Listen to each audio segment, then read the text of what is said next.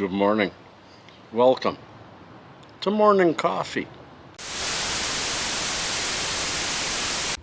Interrupting the video. This is an update for those of you who already saw this video. I'm sorry, I had to delete it. I got a copyright strike for a small piece of 10 seconds of music around the 6-minute mark, probably going to be about the 7-minute mark because of this interruption. And in trying to repair the copyright strike, I deleted the video. So here we go again, friends, with different music. Frick YouTube. Peace. Something that just came to my head today, so I thought I'll share it with you all, and let's determine, is this something that I should be doing? I have some plans on things to talk about, but instead of it being themed, it's just, hey, I'm having my morning coffee, and you're going to help me get through my morning thoughts. Aha, morning coffee, morning thoughts. That's how it works. Before we get there, let's have a little look around here, friends, because I checked the weather before I came out here. I put on a jacket because I felt the wind, but it was supposed to be sunny. Look at this. All up there. Oh, there's a little bit of blue over there, but most of it. Really, really powerful clouds today, friends. So, and I just about fell over. But friends, now we're back here. And what do I mean about as I think of things? I'm hoping this wind isn't hurting the voice. Anyways, when I wake up in the morning, and that was only maybe 45 minutes ago, I go through my routines of brushing my teeth. Even though I don't have teeth, I still brush them. Routine, huh? And, having my morning sit down and having my morning coffee. I'm halfway through it now. And it's only about now that my brain starts to clear a little bit, and I start to think, okay, what am I going to do for a video today? Sometimes the day previously, I've thought this through, and I just complete it. But today, I have nothing. My mind has been on school, and only on my son going to school. This has got to be, it's not even my decision, my friends. As I've said, my ex-wife has custody of Pasha. We have a good relationship and we talk fairly well, but it's her decision to make. However, I've got to, if any of you know her, I've got to give a shout out to Ola right now, because wow, she has been mature, smart, calm, and actually she changed my mind on my decision about Pasha.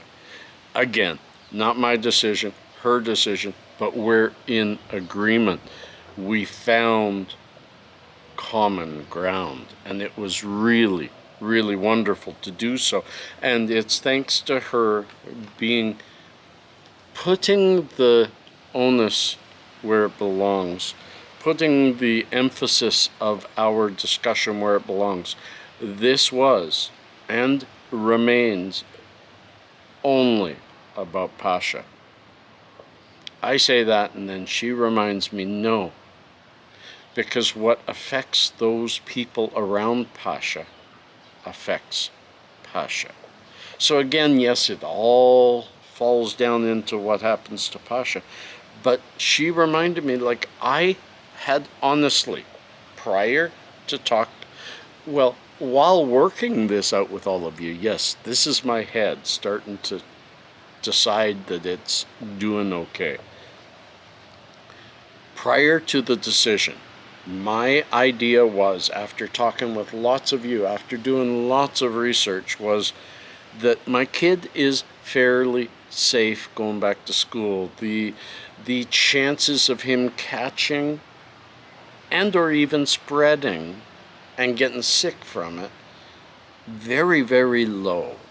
And I even said the words that if you're concerned about your child going to school, you're concerned about your own health, not his. I was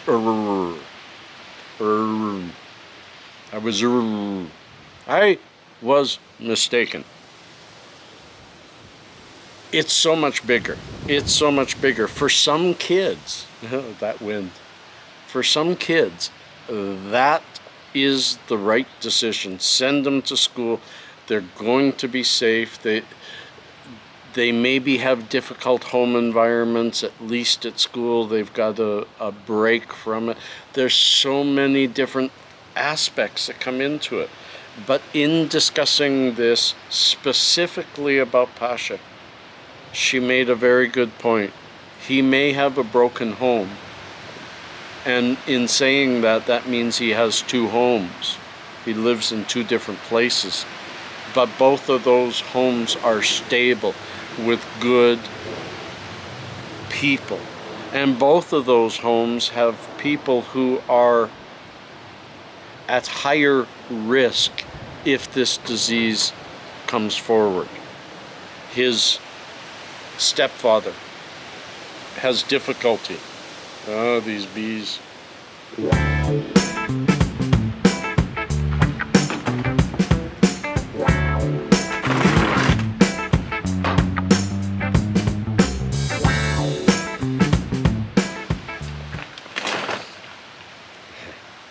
His stepfather has difficulty with his own health, and so therefore is slightly higher risk. I'm older and a little bit difficulty with my health, therefore slightly higher risk. And my emphasis was on how we can lower the risk to me, to him. And then she said, the best way is we keep him home. And I said, but the danger to kids not going to school, the increase in child abuse, the decrease in reports of said increase, the increase in calls to suicide prevention lines, the decrease in socialization, all of that plays into this. And she brought my head to some clarity. She really did, by saying, he's got a really good house. The only thing that plays real strong here is his lack of social skills. As he's starting junior high school, this is a time in which his social skills are just starting to be honed, and he needs to learn more how to get along with people, how to work in teams, how to just get along in teams, things like that. And so we said, well, why don't we do what's best for him and best for the family and keep him home? Thank God we have the choice of either send him to school full-time or keep him home full-time. We don't have a halfway measure yet. So we decided. She decided. We agreed. She decided that he is staying home. But we're going to do things like try to get involved in any of the school outings that may happen so he can get with the people of his grade. We are going to do things like a couple of days a week when school ends, just before school ends, we'll walk to the school and we'll arrange this and we'll play in the playground for a good half an hour with the kids. We'll do different outings with different parents that we know. We'll do what we can to mitigate the loss of socialization that's going to happen from keeping him home. But by keeping him home, if it's a mistake that has very few consequences for him or any of us. If we send him to school and that is a mistake, The consequences of that are huge. And the rain is starting, friends. So we're going to have to carry this onto the front porch, different camera because I can't use it there, and do the little known facts. So I hope you've enjoyed this part of it, but I can't stay out here. The rain has started and I think it's going to get a little worse. So let's have a little look. There's the one hole in the clouds. But look there. That's what's starting to drop on us right now. And it's small drops. But storms here can pick up really quick. So we're going to the front. Different camera, same hippie. And here we are. Backyard to front yard. Sony to Google. Camera change, but the same hippie. Thank you for hearing me out on working myself through those things. Now, what I have to do is take my final savings, because I need my boy to have every tool he can possibly have. And he's going to do most of this homework at his mom's house, and all he's got there is a crappy little Chromebook. He's got a really good computer here, but it's not, it's a game computer. It sits on the floor. It's huge. So I don't have any further choice. I have to take my savings and go get him a fairly good laptop that's going to do him well at school and improve his mood, because there's a little bit, he's a wonderful boy. I'm behind you, Mom. I'll do whatever you say, Mom. I'll make it work, Mom. But inside,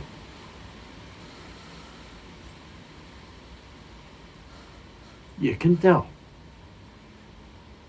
he wants a normal life. And I do too. Sorry, guys. I thought I'd make it through that one. But he's so good. He's so mature. And he takes what comes and he accepts it. And that's what we all need to do. So, I'll be better at the end of...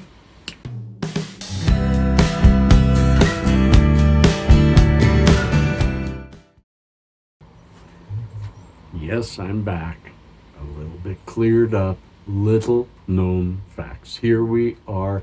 I like doing these. Thank you for the feedback on them, because I enjoy them. I learn little things. And heck, some of you do too. First one is kind of a neat one. A raisin dropped in a glass of champagne will continuously bounce up and down from the bottom of the glass to the top. Look at this video. What's happening is when it's on the bottom, the CO2 bubbles, because of all the dents and the huge surface area of a raisin, it collects the CO2 and therefore floats. It hits the top, it releases the CO2 and it drops again. And it's just a continuous thing. It will work in a bottle of soda water as well, as long as it's fresh soda water. So give it a try. That's kind of cool. I didn't know that. This one, a female ferret can die if she doesn't have sex. Yes, my friends, the story is that they go in heat and they stay in heat until they get pregnant. And if they don't go in heat, that extra high estrogen levels will ultimately kill them. Now, if it's your pet, the doctor can do something about it.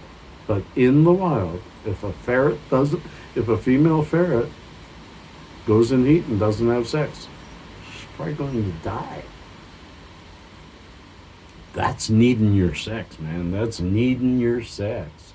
And friends, a silly one that probably doesn't have a lot of basis in science, and I will get fact checked. A duck's quack has no echo. Now, in researching that, scientists have solved that riddle. It is a myth.